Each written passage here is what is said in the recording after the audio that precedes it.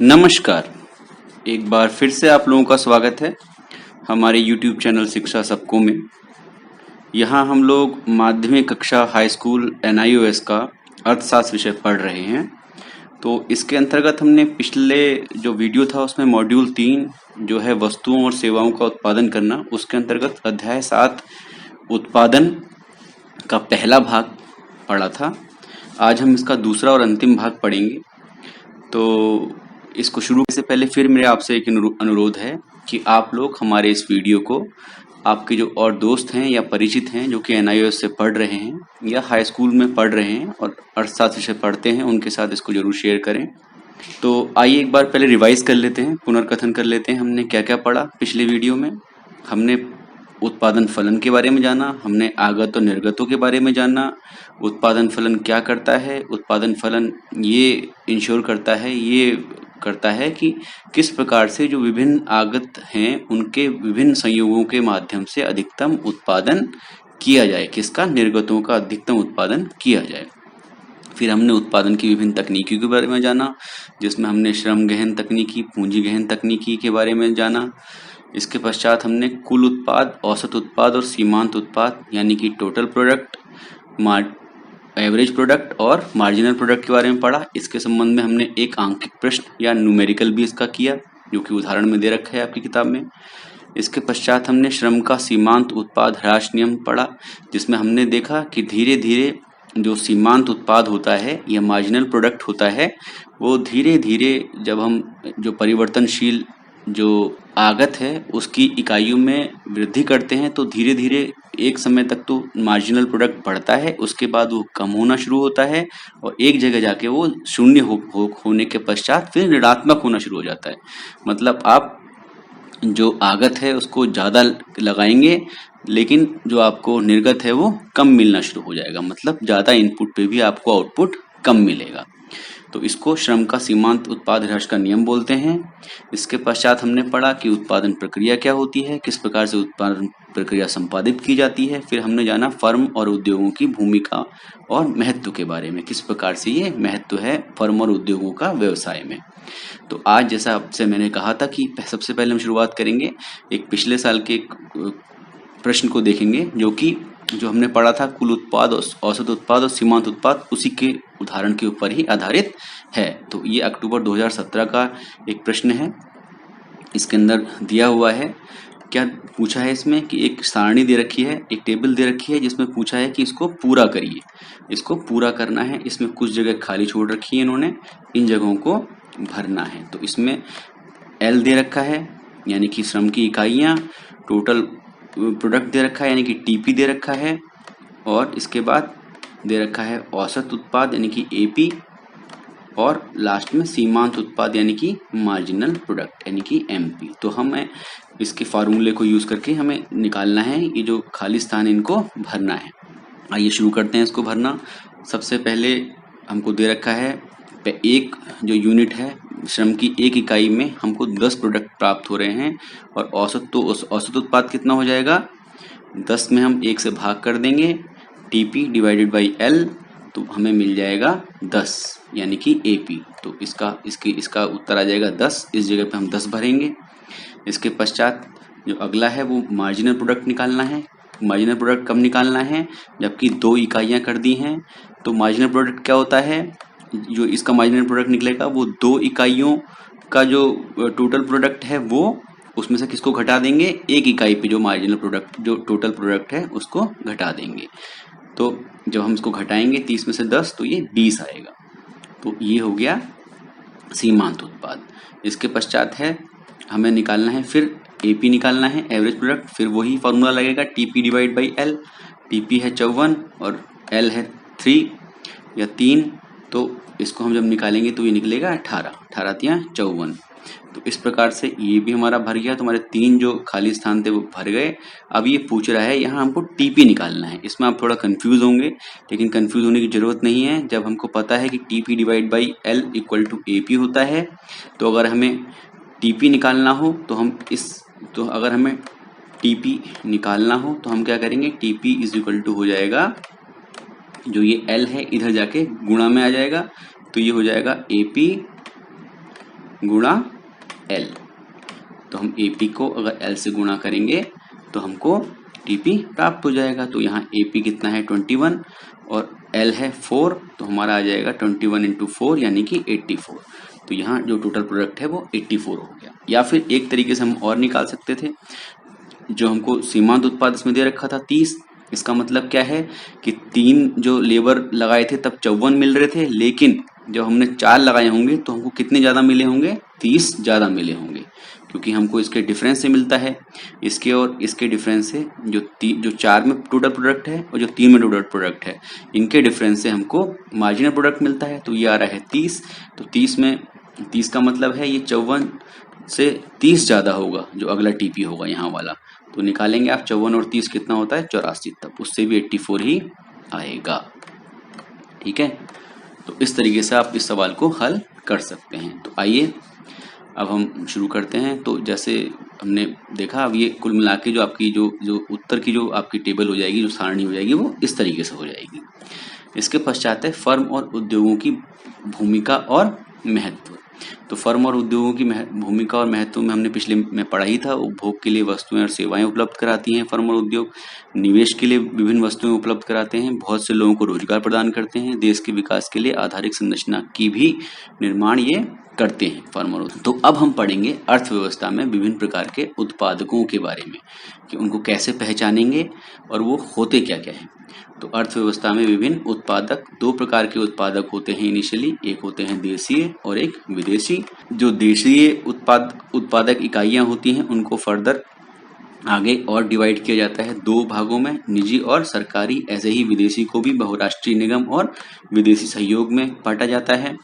तो जो देशी को आपने बांटा निजी और सरकारी में, फिर ये जो निजी और सरकारी हैं, निजी फिर फर्दर 5 भागों में बंटती है, जिसमें कि एकल स्वामित्व, साझेदारी, कंपनी या निगम, सहकारी समिति और गैर लाभकारी संगठन आते हैं। तो जो निजी इकाइयां होती हैं, निजी देशी इकाइयां होती हैं, उनका स्वामित्व किसके हाथ में होता है, निजी हाथ में होता है। मतलब उसका जो मालिकाना हक है, जो उसका मालिक है, वो प्राइवेट आदमी या प्राइवेट संस्था होती है। जबकि जो सरकारी जो उत्पादन इकाइयां होंगी वो पूर्णतः सरकार के कंट्रोल में होंगी, सरकार के स्वामित्व में होंगी। तो इसके पश्चात हम देखते हैं कि जो विदेशी हैं वो भी 2 प्रकार के हैं, बहुराष्ट्रीय निगम और विदेशी सहयोग। तो अब इसके बारे में हम एक एक करके पढ़ते हैं। आइए, तो सबसे पहले अर्थव्यवस्था के विभिन्न प्रकार के उत्पादकों की पहचान करना। ये वही जो मैंने आपको बताया, देशी उत्पादन इकाइयाँ और विदेशी उत्पादन इकाइयाँ। फिर देशी उत्पादन इकाइयों के अंदर फर्दर निजी उत्पादन इकाइयाँ और सरकारी उत्पादन इकाइयाँ। फिर निजी उत्पादन इकाइयों में एकल स्वामित्व, साझेदारी, कंपनियां, निगम, सहकारी समिति, निजी गैर लाभकारी संगठन। तो सबसे पहले हम देखते हैं एकल स्वामित्व। एकल स्वामित्व में क्या होता है, एकल स्वामित्व का अर्थ है एक आदमी का स्वामित्व। तो एक आदमी जब किसी कंपनी का मालिक होता है या किसी छोटे दुकान का मालिक होता है तो उसको एकल स्वामित्व व्यवसाय बोलते हैं या एकल स्वामित्व उत्पादन इकाई बोलते हैं। इसमें जो उत्पादन इकाई होती है वो एक व्यक्ति के स्वामित्व में होती है। उत्पादन इकाई के लाभ और हानि के लिए उत्तरदायी कौन होता है, वही एक व्यक्ति उसके लाभ और हानि के लिए उत्तरदायी होता है। उत्पादन इकाई की व्यवस्था और संचालन के लिए भी वही व्यक्ति उत्तरदायी होता है। मतलब उसकी व्यवस्था करना, अरेंजमेंट करना और उसका ऑपरेशन करना, उसको चलाना, इसके लिए भी उत्तरदायी वही व्यक्ति होगा। तो वो जो आपने देखा जो एकल स्वामित्व है उसमें सारी जिम्मेदारी, सारा लाभ हानि सब एक ही व्यक्ति का होता है। जो फिर दूसरी प्रकार की उत्पादन इकाइयां होती हैं वो होती हैं साझेदारी उत्पादन इकाई। साझेदारी उत्पादन इकाई में क्या होता है, 2 या 2 से अधिक लोग मिलकर उत्पादन इकाई की स्थापना करते हैं और उत्पादन करते हैं मिलकर। तो ये 2 या 2 अधिक व्यक्तियों के स्वामित्व में होती है। इसकी एक विशेषता है, इसमें अधिकतम संख्या जो 20 आपकी किताब में दे रखी है, आजकल जो है अब जो संख्या हो गई है वो 50 और 100 हो गई है। जो नॉर्मल जो पार्टनरशिप होगी या जो नॉर्मल भागीदारी होगी उसमें 50 व्यक्ति तक हो सकते हैं, और अगर वो भागीदारी या साझेदारी अगर कंपनीज एक्ट के अंतर्गत रजिस्टर्ड है तो उसमें 100 व्यक्तियों तक हो सकते हैं साझेदार। इसके पश्चात है स्वामी जो होते हैं, जो फर्म बनती है पार्टनरशिप फर्म बोलते हैं उसको या साझेदारी फर्म बोलते हैं। जो उत्पादन इकाई होती है वो उसके जो स्वामी होते हैं वो फर्म के साझेदार कहलाते हैं, जिनकी की संख्या 100 या 50 तक हो सकती है। तो संयुक्त रूप से जो उत्पादन इकाई के संचालन और व्यवस्था के लिए उत्तरदायी होते हैं वो साझेदार होते हैं। वो सब लोग एक रूप से एक होके उत्पादन इकाई के संचालन और व्यवस्था करते हैं। और लाभ और हानि का जो बंटवारा उन लोगों के बीच में होता है वो एग्रीमेंट के बेस पे होता है। जो समझौता उनके बीच हुआ होगा, किस प्रकार से उनको लाभ या हानि का बंटवारा करना है, उसके आधार पर जो लाभ और हानि का बंटवारा होता है वो उनके बीच होता है। इसके पश्चात जो अगली प्रकार की उत्पादन इकाई आती है वो है कंपनी या निगम। तो कंपनी या निगम क्या होती है? कंपनी या निगम में बहुत सारे व्यक्तियों के स्वामित्व में ये उत्पादन इकाइयां होती हैं। इसमें 2 से लेके असीमित संख्या तक लोग इसके स्वामी हो सकते हैं। असंख्य लोग इसके स्वामी हो सकते हैं। कैसे हो सकते हैं? क्योंकि जो कंपनियां होती हैं ये अपने शेयर्स या अपने अंशों को लोगों में बांट देती हैं। तो जो जितने भी इसके अंश होंगे कंपनी के, उतने उसके साझेदार हो सकते हैं। जितने लोगों ने इसमें पैसा लगाया होगा या अंश खरीदा होगा, उसके हिसाब से इसके साझेदार हो सकते हैं या इसके भागीदार हो सकते हैं या इसके स्वामी हो सकते हैं। तो और इसमें क्या होता है, जो निवेश की गई पूंजी, जैसे मैंने अभी बताया, अंशों में बांट दी जाए। तो निजी कंपनी में अंशधारियों की न्यूनतम संख्या होनी चाहिए 2 कम से कम होते हैं निजी कंपनी में। ये निजी कंपनी की बात हो रही है। 2 प्रकार की कंपनियां होती हैं, निजी और सार्वजनिक। तो निजी कंपनी में 2 संख्या न्यूनतम है और अधिकतम 50 है। आपकी किताब में लिखा हुआ, जो कि गलत है। अब जो नया कंपनीज एक्ट आया है 2013 का, उसके हिसाब से 200 लोग तक इसके सदस्य हो सकते हैं निजी कंपनी के।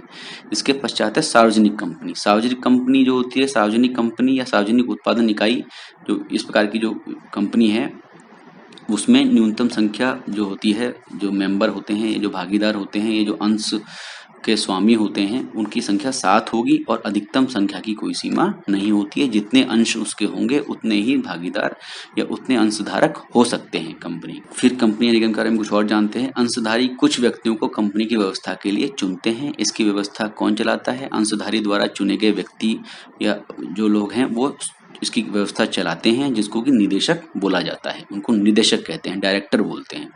तो कंपनी की जो स्थापना होती है वो कंपनी अधिनियम 1956, जो कि पुराना अधिनियम था जो मैंने बताया, या कंपनीज एक्ट जो है 2013, उसके अंतर्गत होती है।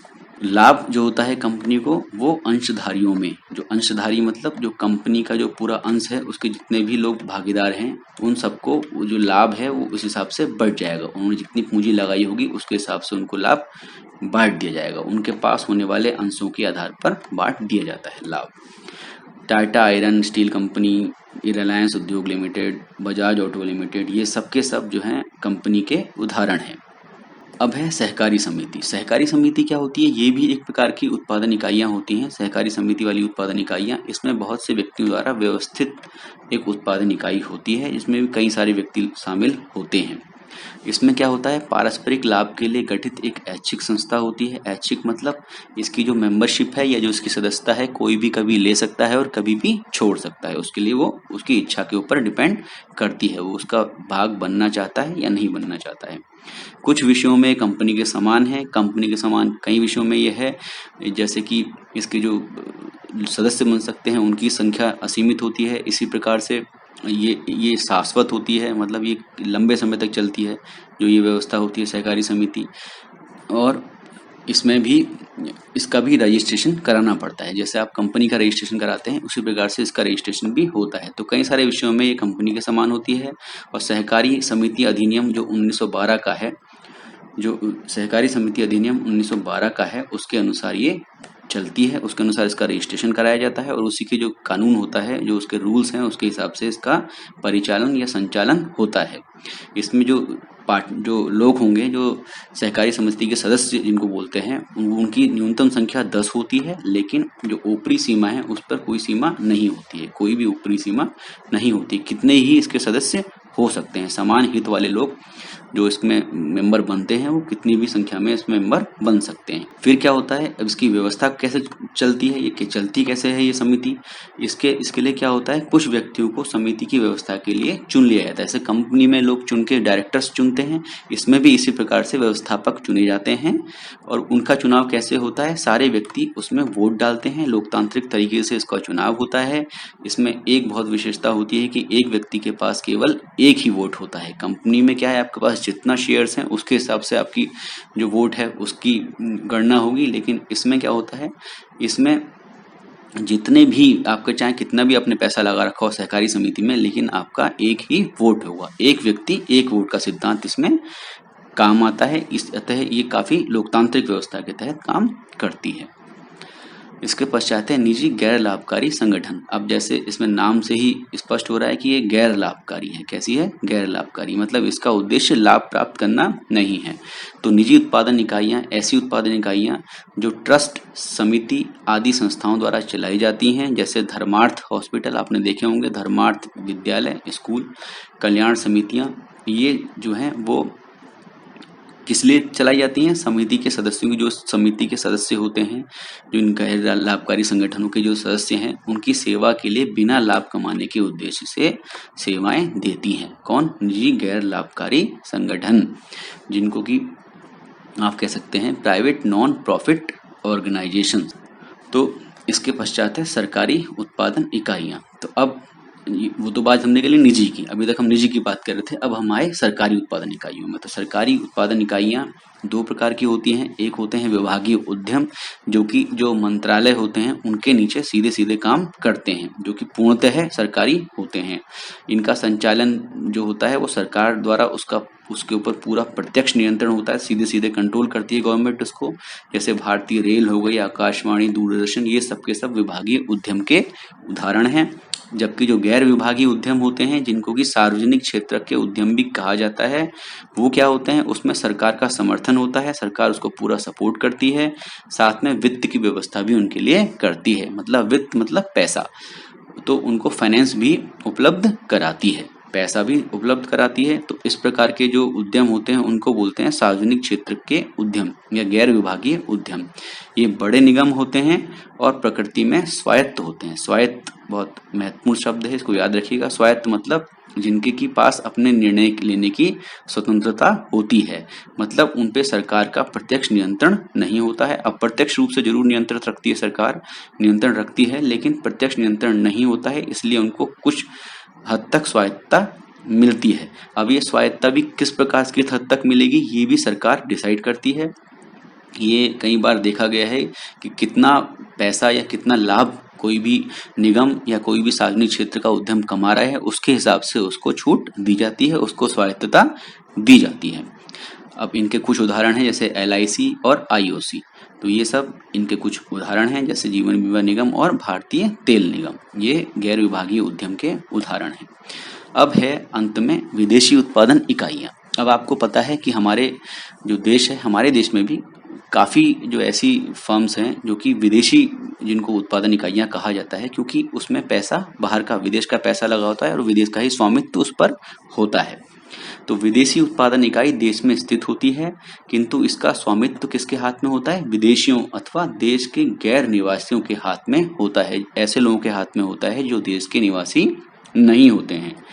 इस प्रकार की उत्पादन इकाइयों में विदेशियों का योगदान कुल पूंजी का 50% से अधिक होना चाहिए। ये सवाल आ सकता है आपसे, वो बहुविकल्पी प्रश्न पूछ सकता है कि भी कितना विदेशियों का योगदान होगा जबकि वो विदेशी उत्पादन इकाई कहलाएगी। तो अगर विदेशियों ने उसमें 50% से ज़्यादा पूंजी लगा रखी है, मतलब 100 रुपये में से अगर 50 रुपये विदेशियों ने लगा रखे हैं, 50 से ज़्यादा लगा रखे हैं, तो वो एक विदेशी उत्पादन इकाई कहलाएगी, अन्यथा नहीं। इसके पश्चात है, इसके दो प्रकार होते हैं, दिखाया था मैंने आपको पिछले वाले डायग्राम में, बहुराष्ट्रीय निगम और विदेशी सहयोग। तो इसको भी आइए एक एक करके जानते हैं। तो बहुराष्ट्रीय निगम क्या होता है? बहुराष्ट्रीय निगम ये वो निगम हैं जिनका मुख्य कार्यालय एक देश में होता है, एक देश में इनका जो हेड ऑफिस है वो एक देश में होता है, किंतु इनकी व्यावसायिक क्रियाएं कई देशों में फैली होती हैं। मतलब ऑफिस तो एक देश में है, लेकिन ये कहीं पर उत्पादन कर रहे हैं, कहीं दूसरी जगह बेच रहे हैं, या वहीं उत्पादन करके वहीं बेच रहे हैं। मतलब जरूरी नहीं कि ये उसी देश में सारे काम करें जहाँ पे इनका हेड ऑफिस है।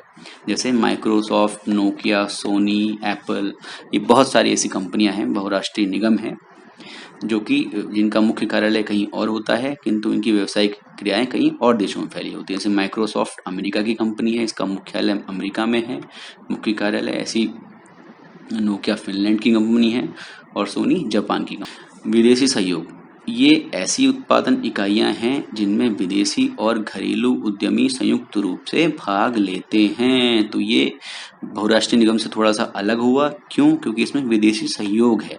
इसके अंदर क्या होता है? इसके अंदर विदेशी इकाई भी होगी और घरेलू उद्यमी भी होंगे। दोनों मिलकर क्या करेंगे? घरेलू और विदेशी उद्यमी मिलकर कहीं पैसा लगाएंगे और एक उत्पादन इकाई की स्थापना करेंगे। उसको विदेशी सहयोग वाली उत्पादन इकाई कहा जाएगा। आंशिक रूप से ये देशी है तथा आंशिक रूप से विदेशी होती है। ये डिपेंड करेगा कि उसमें कितना पैसा किसने लगाया है। विदेशी ने ज्यादा पैसा लगाया है कि देशी ने ज्यादा पैसा लगाया है। जो देशी उद्यमी है, घरेलू उद्यमी, उन्होंने अगर पैसा ज्यादा लगाया है तो ये देशी इकाई बन जाएगी, नहीं तो ये विदेशी रहेगी। तो पूंजी में विदेशियों या गैर निवासियों का योगदान अगर 50% से अधिक हो तो ये विदेशी उत्पादन इकाई कहलाएगी। डिपेंड करता है कि किसने कितना पैसा लगाया है। तो इस प्रकार से ये हमारा जो अध्याय है वो समाप्त होता है। इस अध्याय में हमने देखा कि उत्पादन के लिए किस प्रकार से कोई भी उद्यमी डिसाइड करता है कि किस प्रकार से उत्पादन करना है। उसमें वो जो आगतें हैं वो किस किस संयोग में रखनी है, किस प्रकार से वृद्धि करनी है, कुल उत्पाद क्या होता है, औसत उत्पाद क्या होता है और सीमांत उत्पाद क्या होता है। हमने ये भी जाना कि जो श्रम का उत्पादन ह्रास का जो नियम है, सीमांत उत्पाद ह्रास का जो नियम है वो भी हमने उसके बारे में भी जाना कि एक सीमा तक तो जो सीमांत उत्पाद है वो बढ़ता है परिवर्तनशील जो आगत है उसके लगाने से, लेकिन उसके बाद वो कम होता जाता है और धीरे धीरे शून्य होने के पश्चात वो ऋणात्मक होता जाता है। फिर हमने जाना कि जो उत्पादन है उसकी विभिन्न किस प्रकार से उत्पादन इकाई लगाई जाती है। फिर हमने जाना कि इसका महत्व क्या होता है फर्म और उद्योगों का व्यवसाय के लिए या अर्थव्यवस्था के लिए क्या महत्व है। फिर हमने जाना कि आज हमने जो पढ़ा कि किस प्रकार की उत्पादन इकाइयां होती हैं, उत्पादन इकाइयों को आप कैसे पहचानेंगे।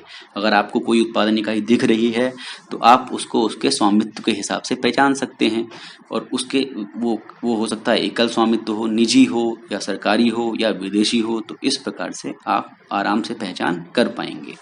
तो धन्यवाद। अंत में फिर आपसे वही प्रार्थना है कि आप अपने जो जानने वाले हैं, अपने जो दोस्त हैं जो अर्थशास्त्र पढ़ रहे हैं हाई स्कूल का और एनआईओएस से पढ़ रहे हैं तो विशेषकर उनको शेयर करें और भी लोगों को शेयर करें जो कि अर्थशास्त्र विषय पढ़ रहे हों हाई स्कूल का या इसमें उनकी रुचि हो। तो धन्यवाद। आप लोगों को जो भी चीज़ समझ में ना आती हो कृपया करके आप पूछ सकते हैं। जो हमारा कमेंट सेक्शन है उस पर आप लिख सकते हैं। हम लोग आपका जवाब देने की पूरी कोशिश करेंगे। धन्यवाद।